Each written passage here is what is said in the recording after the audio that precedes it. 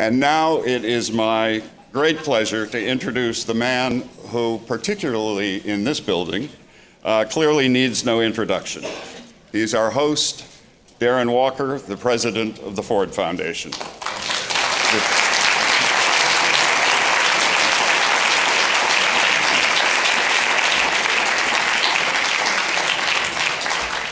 Before being named president in 2013, Darren served as the foundation's vice president for education, creativity, and free expression. In that role, he shaped more than $140 million in annual grant making, covering areas as diverse as media, journalism, arts and culture, sexuality and reproductive health, and religion.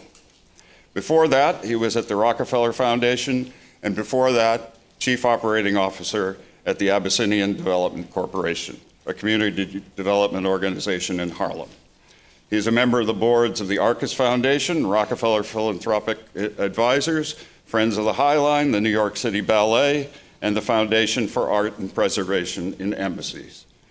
Darren has received awards all around the world, but our many mutual friends in Austin, Texas, wouldn't forgive me if I didn't point out that he's the recipient of the Distinguished Alumni Award from the University of Texas, presented by the wonderfully named Alumni Association, the Texas X's.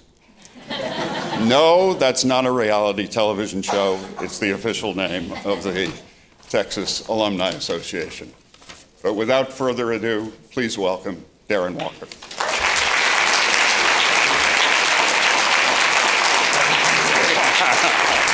Good afternoon, everyone. Good afternoon, and welcome to the Ford Foundation. We're so happy to have you here. And to the amazing Ronna Brown, where is Ronna? I want to just say how greatly we appreciate Ronna, how much we appreciate Philanthropy New York, what you all have done, what you do. The organization serves a hugely important purpose and role and function, and I don't say that because I was once a board member. I say it because I know that we at Ford Foundation appreciate what you do. This afternoon, you've heard a lot about women and girls and the visionaries working on the front lines. And so many of you know about what's going on in the world as it relates to the security of women and girls. But there are two people we're going to hear from this afternoon who in some ways need no introduction, and whose commitment to the empowerment and the aspiration and dreams of millions of women and girls around the room, their lives stand as a testament to this. Facilitating this conversation is the co-host of Good Morning America, the legendary Robin Roberts. With Robin's unique blend of passion, integrity, and insight, she embodies journalistic excellence. She is also an inspiration to many people. Her courage, her honesty and beauty in confronting a life-threatening disease spoke to so many of us. And her effort to raise awareness by engaging the public was recognized recently with the prestigious Peabody Award. For years, we have welcomed Robin into our homes, and today we are delighted to welcome her to the Ford Foundation. Our featured, honored, distinguished speaker, Secretary Hillary Rodham Clinton, has been a singular, tireless force for good for women and girls everywhere in the world. There are some leaders whose priorities shift with the changing winds of public opinion, who leapfrog from one issue to the next, not pausing to make a meaningful impact. And then there is Hillary Rodham Clinton, unwavering, unflappable, unstoppable. I would argue that her storied career has been defined as much as anything by her unbroken chain of service to the betterment of women and girls everywhere. We first saw her burst onto the stage after graduating Yale Law School when she stood side by side with another legendary woman, Marian Wright Edelman, to lead the Children's Defense Fund. She went on to co-found the Arkansas Advocates for Children and Women, and once in the White House, she was instrumental in the passage of S-CHIP, which has made perhaps a greater difference in the lives of American children than any other policy initiative over many decades. And as Secretary of State, she has traveled the world representing not only this country, but women and girls everywhere. She named the first ever ambassador for women's global issues, and I see my friend Malene Verveer here, who was the first, and in many people's eyes, the only great global ambassador for women and girls. Welcome. It's great to see you, Malene.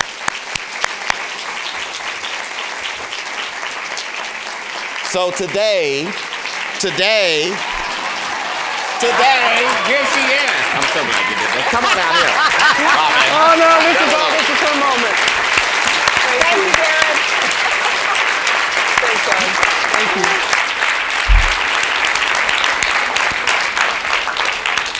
Hello.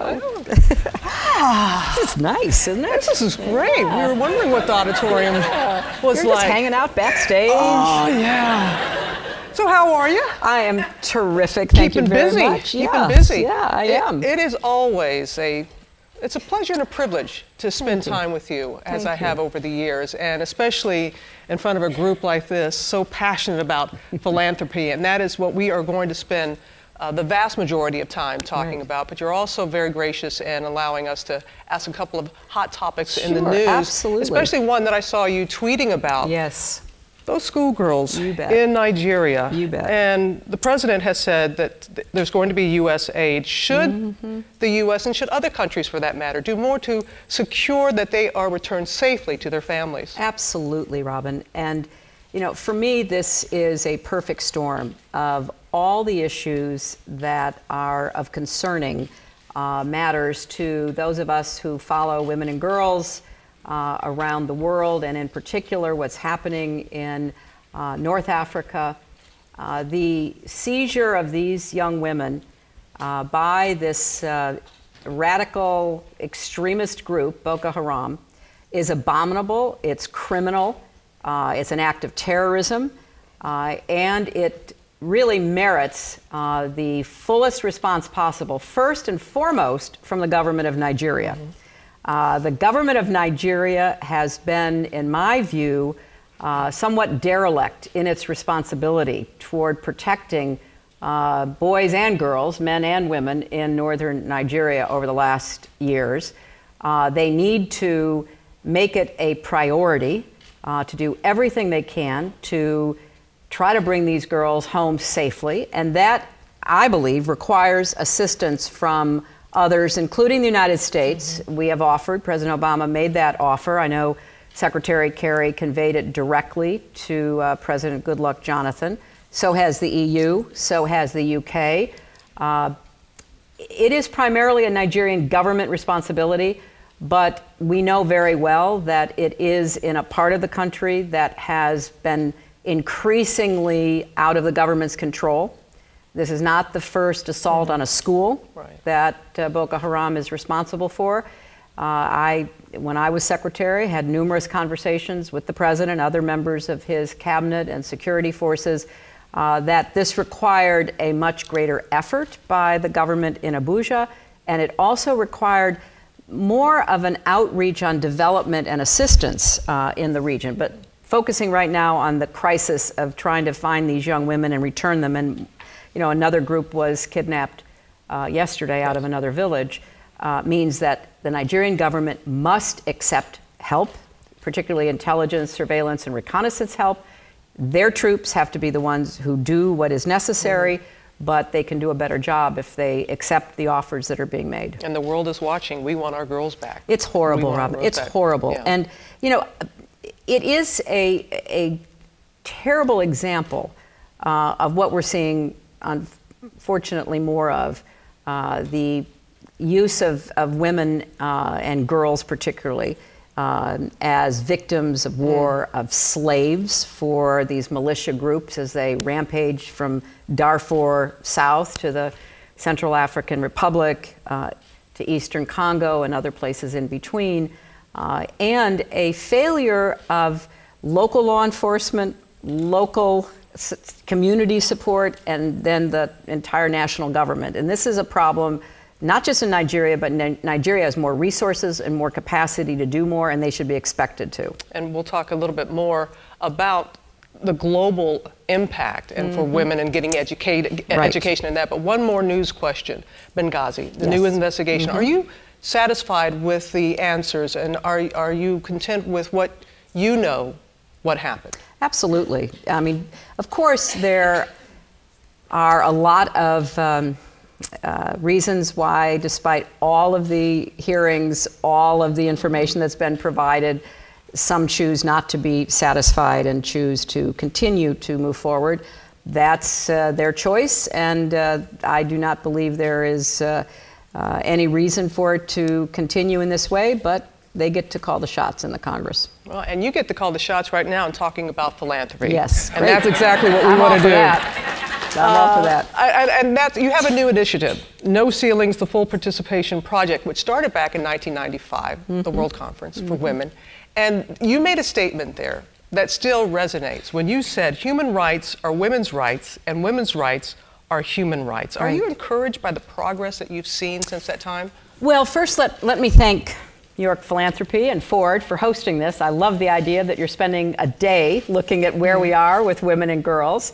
And as Robin said, in 1995 at the Fourth World Conference, I was privileged to go to that UN-sponsored gathering on behalf of the United States and to give that speech. But what's often lost is that beyond the words and the rhetoric and the calls to action, there was a platform that 189 countries signed on to move toward the full participation of girls and women in their societies. So what we're doing now at the Clinton Foundation, under the rubric of the No Ceilings initiative, is partnering with the Gates Foundation. We are doing a comprehensive global review, an assessment of what we've achieved and what still remains to be done.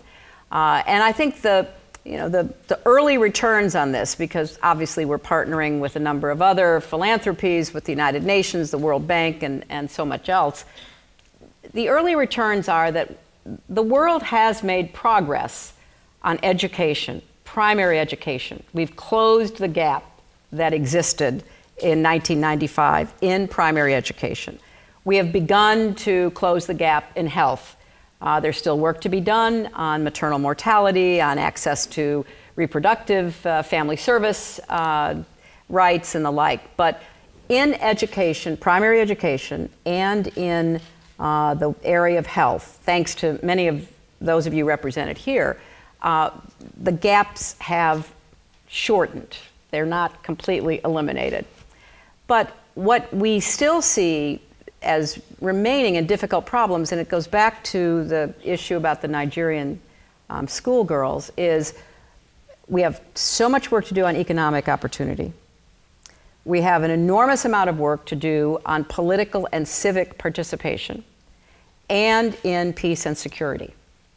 And in fact, I hope that we can have a good discussion starting today about what to do with the data that the No Ceilings Foundation is pulling together so that we can better aim government action, philanthropic action, communities, activists around what the hard to break ceilings are.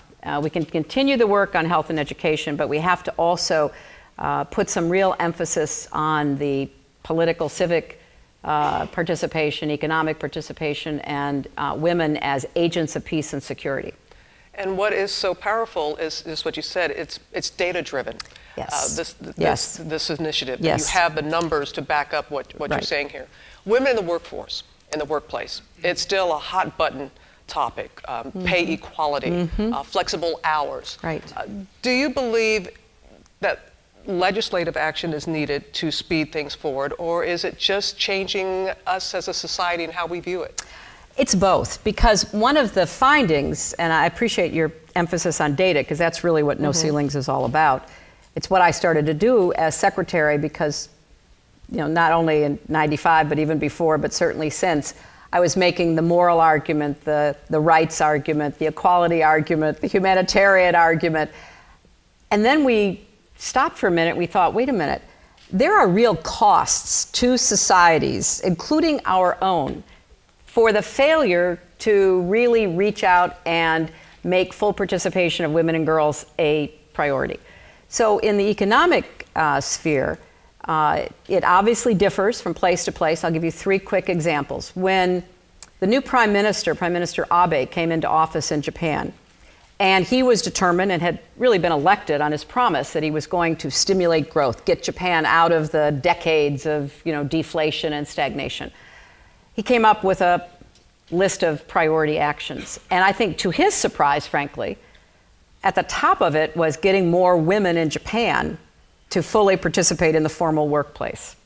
And he began talking about that. And Christine Lagarde, my colleague in this effort, actually went to Tokyo, made a speech about how the fact that women are not even fully participating and welcome to participate and supported in their participation in developed economies like Japan was a drag on gross domestic product, economic prosperity. And that in a time of slow growth globally, we couldn't afford that. We needed to open the doors and get these young women and women of all ages involved. Secondly, if you look at the data out of which that insight came, it's pretty convincing. The IMF, the World Bank, they've been doing this work. And what have they found? There are still more than 100 countries that prohibit women from holding positions in certain work places and professions. Just flat out prohibit, what we used to have 30 years ago. Secondly, even where the laws are not blocking women's participation, there are still cultural, social, attitudinal barriers. And so you take our country, where the percentage of women on corporate boards is abysmally low, particularly compared to European counterparts, where women in politics is low. Globally, fewer than 25%, about 21% of all elected parliamentarians are women. So you begin to start breaking the data down. So when you are keeping women out of the workforce in developing countries for all kinds of reasons, or when there's a light bulb that goes off which said, you know, we need to open the doors, if you change the laws, that's not enough. There has to be continuing effort made to enlist and create a welcoming environment. And in our own country, what we're finding is that there are still too many instances where equal pay is not being paid for equal work. We just tried once again in our Congress to pass something called the Paycheck Fairness Act. It was unsuccessful, where enforcing those laws is less than robust, where you have too many women and younger women in particular being pigeonholed even in 2014, or where employers are not recognizing what they can do and should do to enlist more women. Quick example, Google. You know, Google used to post all of these job openings, like if you want to, you know, I guess they would do it maybe once or twice a year. If you wanted to apply, here's how you did it.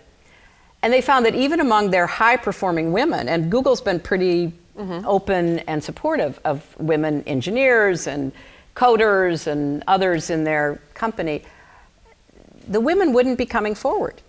And they realized they had to make a greater effort to reach out and actually enlist those women. And that's been something of my experience, having employed a lot of young people over the years. If I go to a young woman and say, would you like this responsibility, you like this new job, this, you know, expanded portfolio, almost inevitably the answer would be, do you really think I can do that? Do you really think I'm ready for that? Or I'm not sure I can balance that with my family responsibilities. I don't know if I can do that. I've never had a young man say that to me. Their response is more like, what took you so long? I mean, really. So I think there are still the subtle messages, the pressures that young women in advanced economies like our own impose on themselves. So we go all the way from, very difficult circumstances for women economically in many parts of the world to a lot of progress, but still not enough to call it full participation. You bring up so many excellent points. When you talk about Google technology, and that is where women are consistently underrepresented. The STEM category. Right. We're talking about science, technology, engineering, and math. So what do we do? What do we do to get girls off the sidelines where that's concerned? Well, what's really troubling, Robin, is that we've gone backwards. That if you look at the percentages of women getting degrees and advanced degrees in the STEM subjects, we are at a lower percentage today than we were 30 years ago. Now you stop and you say to yourself, what's happening here? Why do you think that is? I think it's a couple of things. I think, I go back to this point, and I give Google credit for this, it's a very unwelcoming atmosphere for a lot of girls and women. So they get the degrees, and then they try to put them to work, and it's a little bit of a Wild West still in technology. There's a lot of elbow throwing and one-upsmanship and all the rest of it. And it becomes a difficult environment for a lot of young women, and for them to feel that their skills, their talents are being appreciated. Then I think there is, the old stories that are still unfortunately too true today. If you screen somebody literally behind a screen, whether it's someone trying out for an orchestra or someone doing a written test on a employment task or whatever, if people who are making the decisions don't know whether it's a man or a woman, women do a lot better. So, there are just these remnants, these vestigial remnants of a prior era that you can't just think will go away. And in the STEM areas, despite how well girls do until a certain age when they start to feel crowded out or unwelcome, I think our schools, our communities, our families, and certainly our businesses just need to make more of an effort to try to move back toward a higher percentage of these young women putting their talents to work in this area. You speak of a prior era. Let's look at a future era. You're going to be a grandma. I am. Chelsea is going with congratulations for that. Congratulations where that's concerned. I know that you and your husband are very happy about that and excited. But when you think about this grandchild, and you don't know if it's a boy or a girl I yet, don't. But when you think of this grandchild, what do you want as far as the advancement, especially for, even if it is a boy, advancement for girls and women going forward? Well, I want a healthy, happy child.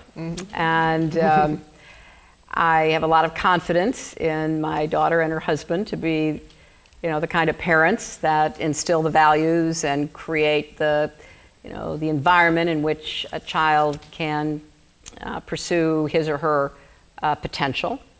And I don't take that for granted, because that doesn't go on in many, many places here and elsewhere around the world. And I want to do as much as I can in whatever position I'm in to try to keep raising awareness and finding solutions to the problems that stand in the way of a child being able to develop to the fullest of his or her potential. And I look at that, very broadly. Like, one of my initiatives at the Clinton Foundation is called Too Small to Fail. And it is aimed at closing the word gap between families like mine, where children who come from families like mine have heard 30 million more words than children who come from poor families. And we now know that that is literally developing the brain and creating a platform for greater learning. Because when those children who come from loving families, supportive families, but families that are stretched thin under enormous economic stress, often single-parent families, the time factor is just so overwhelming that when those children all end up in kindergarten, The children from the families where they've been talked to and where they've been sung to and where they've been read to are just so much better prepared for the complex world in which they will work and live. And I want every child, not just my grandchild, to have that chance. So we're working hard with the Next Generation Foundation, with Sesame Street, with other partners to help communities organize around that. And so for my future grandchild, it's not only what I want for him or her, it's what kind of society I want for that child to grow up in, to be a citizen in, to contribute to. And that's part of why I do the work that I do. And the work that you do and have done, no one as Secretary of State traveled more than you did. Oh, I'm not supposed to notice that? You didn't see that from Michael, did you? You traveled to 112 countries. Right. And you alluded to this a little bit before, Madam Secretary, when you were talking about the different views around the world when it comes to women in the workforce. How do you balance that discussion when you know that there's some people who feel that Western views are not those that are shared in other cultures? Right. Well, first of all, I reject that. I believe in the Declaration of Universal Human Rights, and I believe every single person is entitled to those rights, even if their societies may not yet have either recognized them or delivered on them. But I also believe that you have to make different arguments to different audiences. And that's why, going back to the economic piece we were discussing, what I found, and I have done this now for many years, in talking to leaders of the kind of societies you are referencing, where girls are in some way either marginalized or even worse, oppressed, and societies where the girls are taken care of, educated, but where they're not encouraged to do very much with that education. What I've tried to do is to find arguments that make sense to whoever I'm talking to. And the economic argument, especially given the data we now have, so you can go from a potential of 9% GDP increase in Japan to 34% in Egypt and all kinds of numbers in between. You have to make their attitude be seen as it should, as a choice that carries a cost. And the most frustrating people to talk to, in my experience, are people who are perfectly happy to send their own daughters to Oxford or Harvard and unwilling completely to educate anybody else's daughters. Poor kids, even middle-class kids, where the elite is so self-satisfied and so proud of their own daughters and what they can accomplish, but so oblivious and mean-spirited toward the countless poor girls and boys in their nation. So you make different arguments depending upon who you're talking to. What's so dangerous about Boko Haram or Al Qaeda or Al Shabaab or any of their wannabe affiliates or their internet presence is that it truly does try to use an ideology that abuses religion to render the progress that has been made even in those communities null and void, to try to turn the clock back. I mean, remember what these girls were doing. They were in a dangerous area where Boko Haram has stalked the countryside, and their parents had taken them out of school, but they wanted to go back to take their exams because they wanted to go on to higher education, to be teachers and to be professionals and to, fulfill their aspirations. And they were supported by their parents, fathers and mothers. And that's why Boko Haram saw this as a particularly ripe target for them, because they wanted to send terror into the homes of countless families across northern Nigeria. Don't dare try to educate your daughters. So you have to be prepared both to make the argument, to use the data, but you also have to be prepared to confront this level of venality with strong action. So it's a combination all the time, Robin, that you're trying to weigh what works and what doesn't work, and try to get allies and partners to join you in doing what is necessary at the time. And we've received a number of good questions, and some a little bit aligned in what you're saying. Someone wants to know, what is the role of the federal government in improving educational opportunities for children of color and working to promote integrated schools? We're talking about the United States. Yes, the United States. Well, I think there's several roles, but I want to slightly widen the aperture, if you will, let me. Part of the reason I'm doing this Too Small to Fail initiative is because I think that we've done a very inadequate job in helping parents be the best teachers for their own children starting from the very beginning of life. There is no more important influence on what's going to happen educationally for that child than the adults in that child's immediate surroundings. It might be parents, grandparents, aunts, uncles, older siblings, but we've kind of broken the thread, if you will. There needs to be an acceptance of commitment on the part of families, first and foremost. And some of you may have heard of a program called HIPPY, the Home Instruction Program for Preschool Youngsters, which I brought from Israel to Arkansas, and we just celebrated the 25th anniversary. It's a very simple program to train mothers to be their child's first teachers. I believe in that so passionately.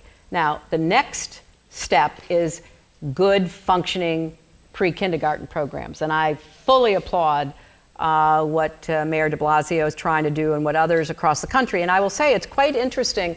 I was recently in Tulsa, Oklahoma, where we rolled out the Too Small to Fail. Oklahoma has one of the best preschool programs in the country. And it has kind of gotten beyond politics as usual. Recruiting, people on both sides of the aisle from many different walks of life.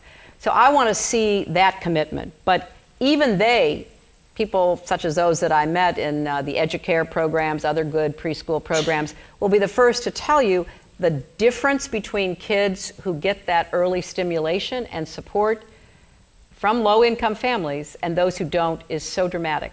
So we got to start soon, and we have to be sure we're doing it with infants, with babies, with toddlers, so that then the pre-kindergarten program can have the maximum positive impact, assuming it's high quality. And again, the numbers prove that to be the case over and over again. So it's not just saying it's the right thing or morally, you've got the numbers to back it up. It is. You have a memoir coming out next month, Hard Choices. Yes, that's the Hard title. Choices. Hard Choices. Right. So what experiences in your career led you to have that kind of title, Hard Choices? Well, I wrote about the 4 years that I served as Secretary of State. It really goes from the end of my 2008 primary campaign against then Senator Obama to his asking me to be Secretary and my finally accepting, which was a hard choice for me, leaving the Senate, and then what we did and and it's sort of vignettes about what we found when we got there, what we inherited, an economy in free fall, the so-called Great Recession, 2 wars in progress, and a lot of continuing and unfortunately persistent threats that we confronted. And the reason I chose the title is because I saw leaders, both our president, leaders of other countries, and myself making hard choices. I mean, if it was easy, anybody could do it. It would be pretty self-evident about what the right choice is, but very often that's not the case. And I've written about a lot of those hard choices, and just to pick one, the president's decision to go after bin Laden, that was by no means a sure thing. His advisors were divided. The intelligence was certainly strong, but not 100% convincing. You had to get into Pakistan and get out safely. It was a very hard choice. And there are a number of those choices that I explain and try to point out what the options are and how you weigh what to do and what not to do. I write about you know, the decision that I made to take in the Chinese dissident that was seeking refuge in our embassy. It's a very hard choice. I mean, I was leaving in a few days to go to China for our annual strategic and economic dialogue. And this man was blind, had escaped from house arrest, and he was in desperate need of medical care and safety. And, you know, I said, go get him. And then we had to negotiate over it. So why did I say go get him? And what did we do to try to work with the Chinese about how to handle it once he was inside the embassy? You know, there were hard choices all along the path. And, you know, the book is about, everybody faces hard choices. Everybody faces hard choices in our lives. I mean, you've just gone through a very difficult experience filled with hard choices. And we're also happy to see you look so beautiful and strong and resilient and everything. So we make these hard choices in our personal lives, in our families, but nations make hard choices or fail to make hard choices. You know, really you can see a lot about where nations stand economically, stability-wise, conflict-wise, by whether or not they'll make hard choices. You know, Nigeria has made bad choices, not hard choices. They have squandered their oil wealth. They have allowed corruption to fester, and now they're losing control of parts of their territory because they wouldn't make hard choices about how to rein people in. In contrast, I talk about Botswana, a country that made some hard choices early on, thanks to enlightened, smart, strong leadership, that they were not going to be a victim of the resource curse. They were going to use their diamonds to build schools and hospitals and pave roads, and they did it. And so it's not like these are impossible choices, but they're hard choices, because often you have to go against your own political supporters, or even sometimes your own family, your tribe, your political party, or whatever it might be. But we judge lives and we judge countries on how well they make hard choices. Well, speaking of hard choices, this comes from the audience. Were you to run for president in 2016, would you consider Elizabeth Warren or Julian Castro as a running mate? Oh, my goodness. Who asked this? Well, aside from never answering hypotheticals. It's from the audience. Yeah. I've been asked this question many different ways. This is one of the cleverest. I would expect no less. I can only say that, you know, they're both extraordinary leaders and great political advocates for a lot of what needs to be done in our country, and I admire both of them greatly. Oh. It's, you know, when I look at your Twitter page, the last thing you list is saying you're a glass ceiling cracker. And no one feels it would be better to crack that glass ceiling than to have a woman as president. And many believe that that should be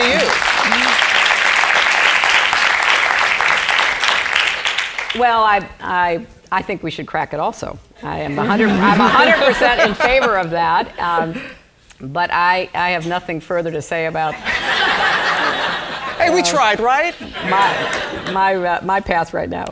Well, I want to ask you also, so it's really inspiring to have this discussion in all sincerity. And I know this is something that you are very passionate about, and everybody here, about philanthropy and targeting women and girls, and to devote a whole day like this and your initiative. So where do you want, how does it not just become dialogue, but action? Right. Thank you for asking that, Robin, because I feel like this is such an opportunity with all of you here in this room. And I want to just tell you the way that I see it, after having done this kind of work for a long time, not just on behalf of women and girls, but in the foundation world, the philanthropic world. I heard Darren talking about, you know, Marian Wright Edelman and the Children's Defense Fund, et cetera. I think there are a couple of things. One, it is important to have more cooperation among groups such as yourselves who are working in this area. Because a lot of great work is being done that is not being taken to scale, not being maximized in terms of the political impact, because it's one organization doing it, or one of the groups that you fund doing it. So the more there can be cooperation, synergistic efforts, I think the more we can get done. So everybody working on how we crack the code to get more girls going from primary education to secondary education. What really works, and how do we get governments to adopt what really works? How do we deal with the fact that a lot of parents in developing countries don't want their older girls going to school at a distance from where they live? They might be open to it if it were closer, if it were more secure, whatever the reasons might be. The bicycle example, give the girls bicycles, let them then ride to secondary school, that provides more protection, whatever it might be. So I would encourage that out of this day-long gathering, there be a working group to really get what you all are doing in this area understood, kind of laid out on a decision map, and see who can work with who to try to do even more and begin to address the unanswered questions. Secondly, pay attention, please, to the areas where the biggest gaps remain. As I said initially, we've made progress on education, more to be done. We've made progress on health. I mean, one of the great health stories is bringing down the maternal mortality rate in Afghanistan, which, as you remember, was horrific, first or second worst in the world. Governments, philanthropies, all across the world working together. We've made progress. But economic opportunities, giving women the chance to translate their skills into income, looking for ways to support women farmers, who are still the vast majority of the farmers in the world, particularly in Africa and Asia. The Clinton Foundation has a great project that we're doing on developing anchor farms, working with like 20,000 farmers, 70% of whom are women, helping them, in a sense, learn what cooperatives are like, the old-fashioned cooperatives we used to do back in our country. Also, civic and political participation. I do not think it is out of bounds for our philanthropies here in the United States to do more to help women be involved in the civic and political lives of their communities and their countries, and I would urge you to do that. And then thirdly, peace and security. And I see in the audience the first Global Ambassador for Women Affairs, Melanne Verveer, who is now running the first in the world center at Georgetown in women, peace, and security. What can we learn about how to solve conflicts by using more women? Most peace treaties fail. Most ceasefires are not held.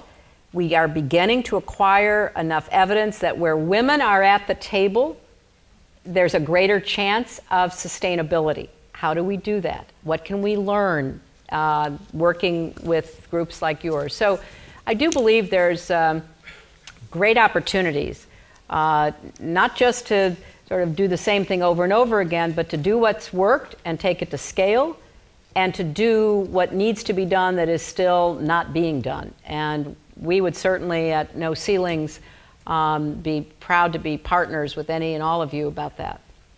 And lastly, along those lines, when talking about what we can do moving forward and the issues that are facing all of us, and I go back to, because I'm a sports person, go back to numbers, and the numbers support this. The numbers support that if you get women more into the workforce, jobs are better, the economy is better. Right. It's well proven. So will that help us in moving forward and knowing that we have that on our side? Absolutely. And Robin, that's true for countries at all levels of development. Right.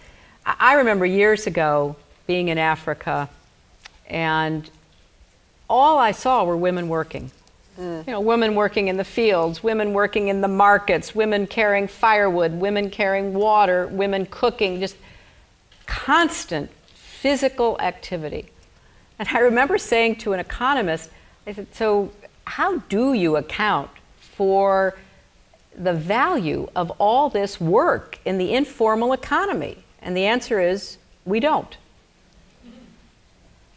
And I've thought about that a lot, and we've begun to make some progress, because my first thought was, yeah, but if all the women on this continent or this country or this community stopped working, you would know that it really did affect the economy.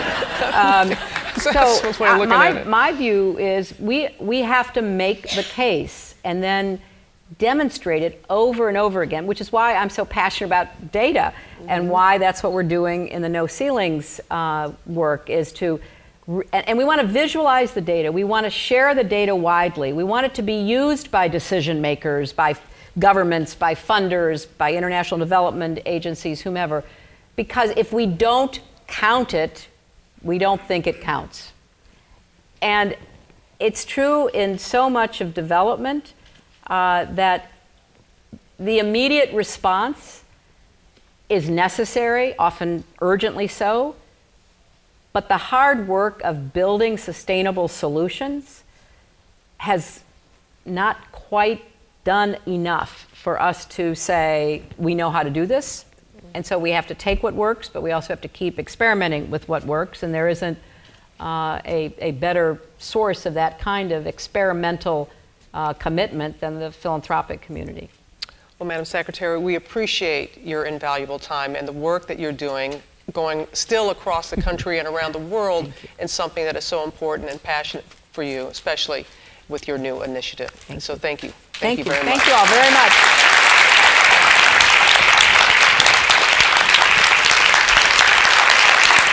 Thank you, thank you.